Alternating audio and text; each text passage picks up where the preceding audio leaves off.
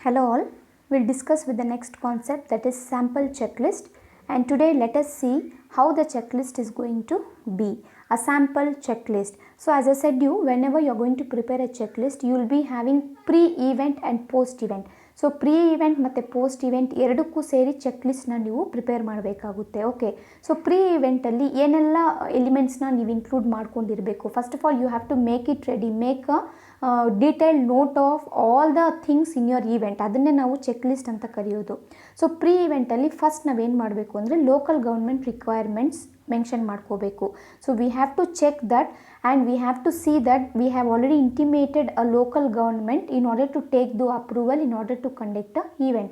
So first of all ನೀವು approval ತಗೋಬೇಕು, and also you have to see that whether same date ಮತ್ತು same ಟೈಮ್ಗೆ same ಲೊಕೇಶನಲ್ಲಿ ಬೇರೆಯವರು ಏನಾದರೂ ಈವೆಂಟ್ ಕಂಡಕ್ಟ್ ಮಾಡ್ತಿದ್ದಾರೆ ಇಲ್ವಾ ಅಂತ ಫಸ್ಟ್ ನೀವು ಅದನ್ನು ವಿಸಿಟ್ ಮಾಡಿ ಕ್ಲಾರಿಟಿ ತಗೊಂಡು ಅಪ್ರೂವಲ್ ತಗೋಬೇಕು. Next you have budget.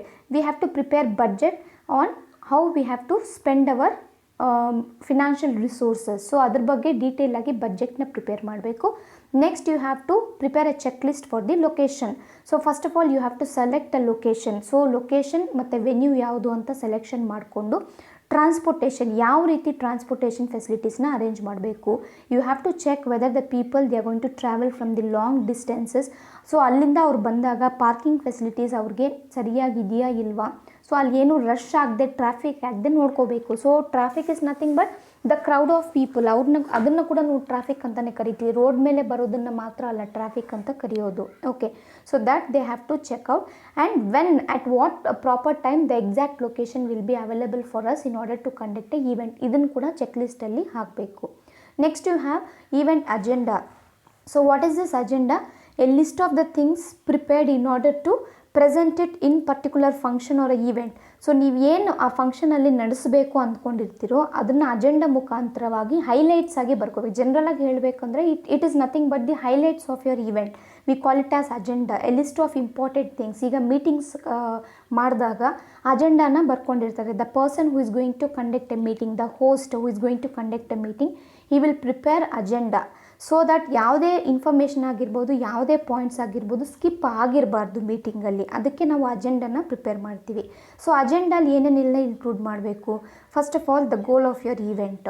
So event timeline ಯಾವುದು, ಸೊ ಎಂಟರ್ಟೈನ್ಮೆಂಟ್ ಏನಾದರೂ ಬೇಕಾ, ಸೊ ಅದನ್ನು ಬುಕ್ ಮಾಡ್ಕೊಳ್ಳೋದನ್ನು ಅಜೆಂಡಾಲಿ ಮೆನ್ಷನ್ ಮಾಡಬೇಕು.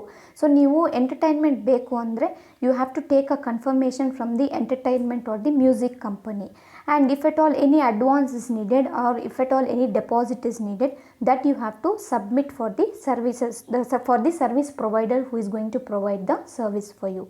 Next, sponsorship.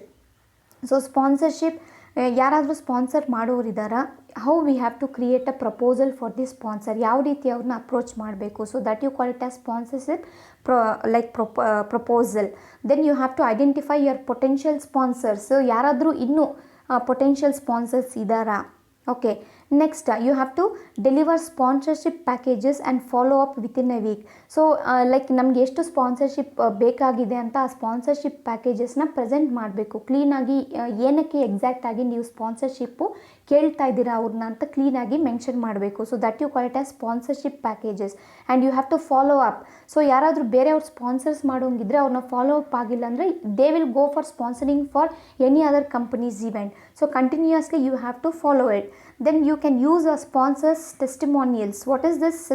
Testimonials means you have to check out the quality of your sponsor. See, ಕೆಲವೊಬ್ಬರು ಫೇಕ್ ಸ್ಪಾನ್ಸರ್ಸ್ ಇರ್ತಾರೆ.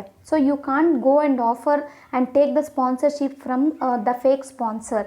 Testimonials means you have to collect a detailed information regarding particular sponsor. Yes ಅವರು ಕರೆಕ್ಟಾಗಿದ್ದಾರೆ, accurate ಆಗಿದ್ದಾರೆ, like we can trust them ಅಂದಿದ ತಕ್ಷಣ ಆಮೇಲೆ ನೀವು sponsorship ತಗೋಬಹುದು. So first of all blindly trusting somebody you can't take the sponsorship over there. So that you call it as testimonials ಅಂತ ಕರಿತೀವಿ. So you can collect the information, the true facts or the information from the testimonials, and you should acknowledge the sponsors for sponsoring for your event. Okay, so I'll stop it here. Copy down. If you have any doubts, ask me. Have a nice day.